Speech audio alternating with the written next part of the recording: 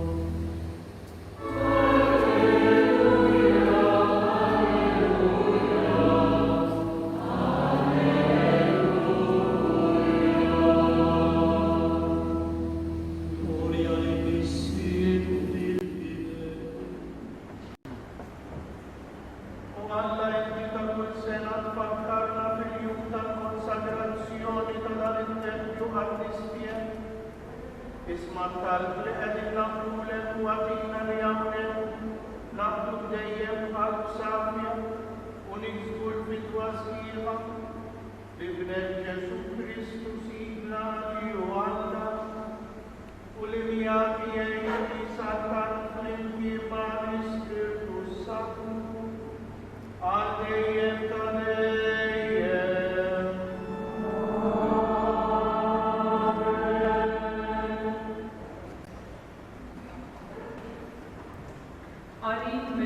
Tal-profeta Eżekiel. Ir-raġel mexxieni lejn il-bib li jħares lejn it-triq tal-Vant u ara is-sebt ta' Alla ta' Iżrael dejrisaq mit-triq tal-Vant. Il-ħostiju kien bħall-ħoss ta' ħafna ilmijiet u l-art kienet tiddi bis-sebt tiegħu. U s-sebt tal-mulej daħal fit-tempju mill-bib li jħares lejn it-triq tal-Vant. L-Ispirtu refani u daħħalni fil-bitħa ta' ġewwa u ara is-sebt tal-mulej mela Għarib mill-ewwel ta' San l-Apostlu lill-Korinti. Punti. Intom il-biri ta' Alla, skont il-grazzja li tani Alla. Jiena għala belli jaqni, il-pedament. Ħadd bena fuq. Iżda wieħed għandu jara kif jibbuħu. Pedament ieħor ħadd ma jista' jqiegħed, ħribla li diġà qiegħed. Ġesu Kristu. Jibni x'jibni xi ħadd dan il-pedament der, fidda, ħaġar prezzjuż, injam, muxlif, tibem, ixkol. Il-mulej magħkom. Għari mill-Evanġelju skont San Mattew. Gloria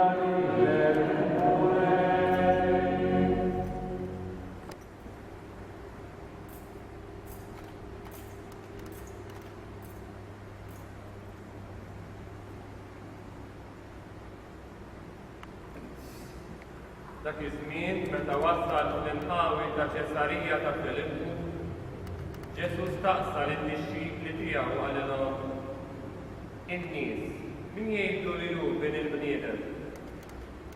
Huma weġbuh xi wħud Ġwanni l-Battista, oħrajn Elija u oħrajn Ġeremija jew wieħed mill-profeti.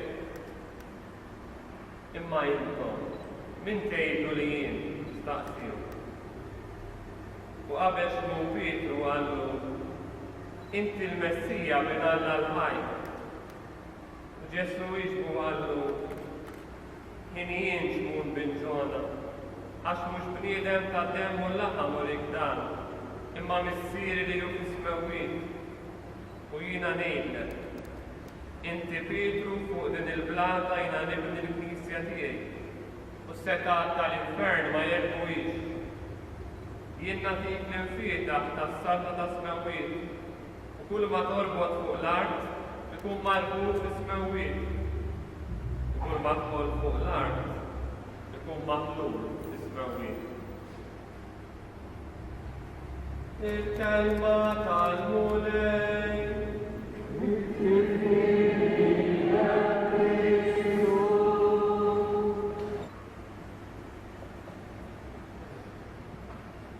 Il-Knisja tixtieq illi l-anniversarju tal-konsagrazzjoni ta' kull Knisja tiġi mfakkra kull sena b'solennità. Meta l-Knisja tiċċelebra solennità, jiġifieri tkun qed tagħmel l-ikbar kwalità ta' festa. U din il-Knisja konsagrata għal tant mijiet ta' snin dejjem iffesteġġjat il-festa tal-konsagrazzjoni tagħha. Meta ngħid Knisja konsagrata ma nifhimx biss il-ġebel illa li dan il-ġebel qed jilqa' fih il-konsagrazzjoni vera illi hija l-komunità li tiltaqa' fiha. Illi hija din is-sena u millum il-quddiem nistgħu niċċelebraw din il-festa b'simbolizmu ħafna iktar qawwi. Għaliex mhux biss qegħdin niċċelebraw il-konsagrazzjoni tal-Knisja, imma qegħdin niċċelebraw il-konsagrazzjoni tal-altar.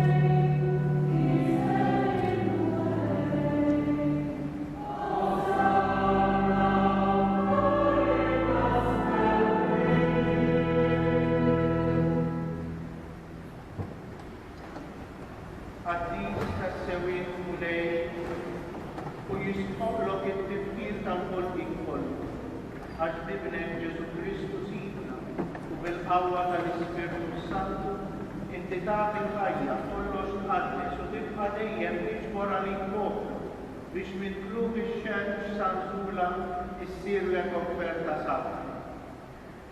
Għalhekk mulejk ġejna quddiemek dawn l-offerti biex ikunu konsagrati lilek, miċ-ċokontana nitolbuk għaddishom bl-Ispiritu tiegħek biex isiru l-ġisem u id-dem ta' ibnek Ġesu Kristu Sidna li b'ikmandament tiegħu qegħdin niċċelebraw dan il-misteri. Għaxu fil-lejl li fih ingħata għalina ħaj foks, raġlek il-ħaj, birek, qasam, tal id-disċipli tiegħu u ħar.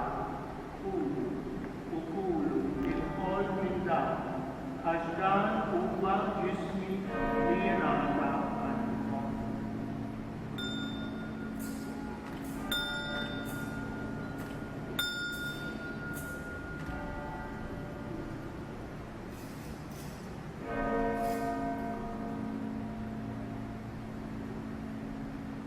Hekk ukoll wara li tlaqa l-kalċi ratlek il-ħajl bieret dak bid-dixxifri tiegħu u qal kulu u jxorbu minnu l-kol għax dan huwa l-kalċi ta' demmi tal-patt il-ġdid li jibqa' dejjem.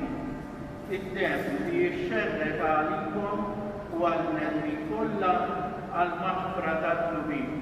Għamlu dan tifkira tiegħu.